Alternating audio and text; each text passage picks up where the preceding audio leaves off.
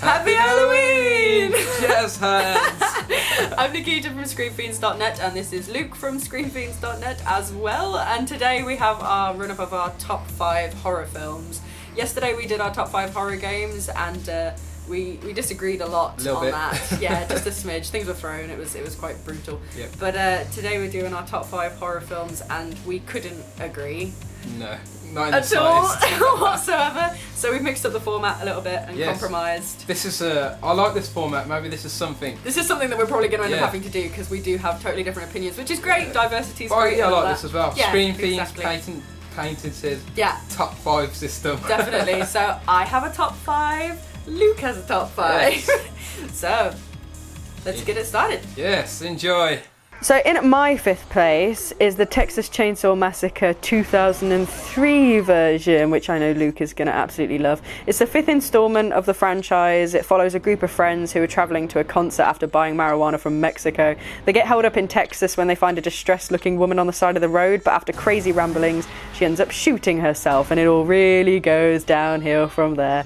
It focuses on a character known as Leatherface, who takes passers-by and drags them down to his basement to be amputated and all other kind of weird stuff. He actually cuts off one of the guy's faces and uses it as a mask halfway through. It's disgusting. It was actually the first film that genuinely made me feel sick and actually scared to go upstairs. Like I've taken the mick out of people who are like that, but this was the first film that actually did that for me. So definitely 5th place, Chainsaw Massacre 2003. So in at number 5, Jaws 1975. A young woman is killed by a shark while skinny dipping near the town of Amity. Police Chief Martin Brady wants to close the beaches, but Mayor Larry Vaughn overrules him, fearing the loss of tourist revenue. Marine scientist Matt Hooper and grizzled ship captain Quinn offer to help Brody capture the killer beast, and the trio engage in an epic battle of man versus nature.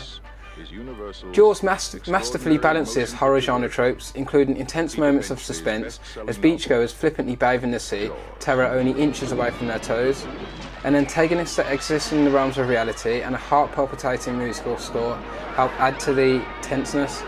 Breaking genre convention, Jaws is set almost entirely in the day, shattering our sense of security. In Jaws, us humans are completely out of our element as beachgoers are dragged helplessly to the deep water. In at 4th place for me is Paranormal Activity. Although I love the whole franchise, this is the very first one. Released in 2007, it's a supernatural horror which focuses on Katie and Micah, a young couple.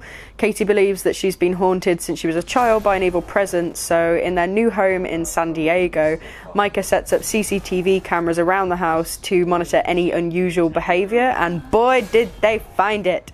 It's the first film that I actually saw which is entirely in CCTV and handheld cameras, and I absolutely loved it. I didn't think I would, but it just brought that out completely. I think this was the first one to really do that for me, and it was so eerie and jumpy. It was definitely bum tense throughout. So 4th place, Paranormal Activity. In at number 4, The Exorcist 1973.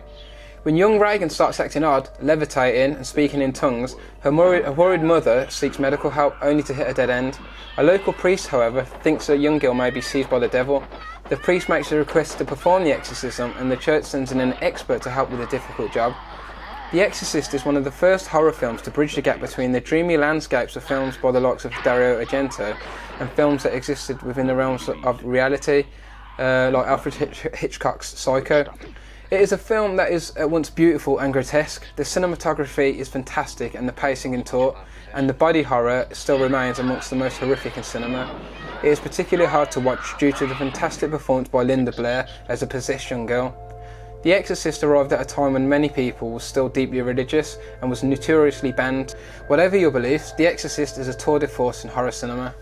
In at number 3 is The Descent from 2005. It's a group of friends in North Carolina. They venture into a cave, which they believe is a fully explored cave system, but one silly sausage actually admits after a chunk of the cave has collapsed behind them, sealing them in, that she's actually chosen an unknown cave system which has never been explored. What a plonker. This film actually had me snuggled up with my mate, hidden under a blanket throughout the entire thing. And it was absolutely terrifying. We actually had to walk the dogs late at night shortly after, and we jumped when a neighbour retrieved something from her car and screamed at her as well, believing that she was a crawler from one of the caves. Absolutely terrifying, but a brilliant watch. That's The Descent. In at number 3, The Night of the Living Dead from 1968. A group of individuals take refuge in an abandoned house when corpses begin to leave the graveyard in search of fresh human bodies to devour.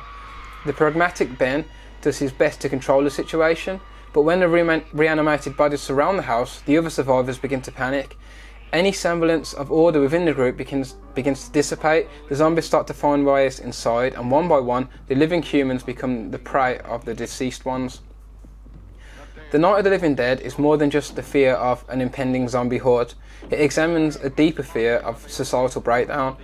Whilst the slow-moving zombies are terrifying in their unrelenting search for human flesh, it is human error that binds our characters' grisly fates. The Night of the Living Dead was also released during the height of the civil rights movement and was groundbreaking for its casting of a black lead and ultimately sobering in its conclusion. For me, the most haunting aspect of the film is the realisation that man's inhumanity to man may very well lead to our demise. In at second place for me is Saw 2. I love all the Saws and I enjoy watching the whole box set over and over again. The Saw franchise focuses on a man named John Kramer who gives people second chances at their lives if they haven't been respecting what they've already been given. I've always really loved how you can't really call John, or Jigsaw as people call him, a murderer, because he's always given people a way out. I'm not saying it's an easy way out, but it's always possible. As much as I love them all, I have to give this place to Saw 2. It's by far, for me, the best of the series, with the biggest twist, and as much as it is an old film, and I hope that you've all watched it, I won't give it away, but the biggest twist at the end, and it's just incredible. Always keeping you on your toes, as the rest of the Saws are, but this one is the best. That's second place, Saw 2. In at number 2 we have Alien from 1979. In deep space, the crew of the Nostromo are awakened from their cryosleep capsules halfway through their journey home to investigate a distress call from an alien vessel. The terror begins when the crew encounters a nest of eggs inside the alien ship, and an organism from inside an egg leaps out and attaches itself to one of the crew, causing him to fall into a coma. He is brought on board the ship and terror quickly ensues.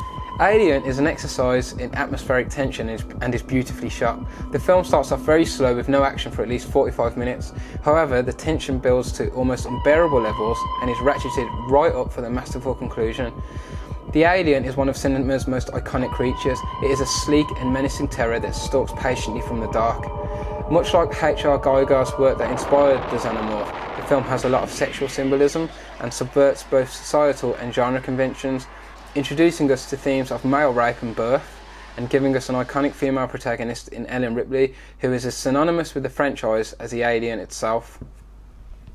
In at number 1 for me is Cabin in the Woods, 2012. Starting off as what appears to be a typical horror flick, a group of teenagers venture out to a cabin in the woods, would you believe, with that title. And in usual horror film style, one by one, the characters begin to get killed in different ways. And as common as this sounds, it's revealed that there's a much bigger mechanisms in work, with honestly one of the biggest twists I've ever seen in a horror film. It had me yelling at the screen and sat on the edge of my seat even as the credits were rolling. It's one of those films that you want to tell everyone to watch, but you can't tell them why it's so good. So just trust me, if you haven't seen it, it is amazing. Hence why it's my number 1, Cabin in the Woods. In at number 1 we have The Shining from 1980. Jack Torrance becomes winter caretaker at the isolated Overlook Hotel in Colorado, hoping to cure his writer's block. He settles in along with his wife Wendy and his son Danny, who is played by psychic premonitions. As Jack's writings starts to go nowhere and Danny's visions become more disturbing, Jack discovers the hotel's dark secrets and begins to unravel into a homicidal maniac, hell-bent on terrorising his family. For me, no other film epitomises the horror genre better than Stanley Kubrick's The Shining. The film is an utter masterclass in both filmmaking and horror, from the stunning cinematography that captures the looming nature of the Overlook Hotel, to the fantastic writing and narrative that skirts the line between paranormal and psychological. Everything has been masterfully crafted. Jack Nicholson's performance as Jack Torrance as he descends into madness is chilling, so too are the ghostly apparitions that appear throughout the film. The film has been referenced in everything from The Simpsons to Silent Hill. The fact that the film has become so synonymous with pop culture speaks volumes about its legacy. So there you have it, guys. 2 top 5 lists of our favourite Halloween films. One by me, one by Nikita. Which one do you think was the best? Let us know in the comments below. We're on every sort of website available. You can find us on Facebook, Twitter, YouTube, SoundCloud, iTunes, our own website. I mean, literally, there's no escape from us. We're here, we're everywhere. We're watching you sleep. And once again, guys, Happy Halloween!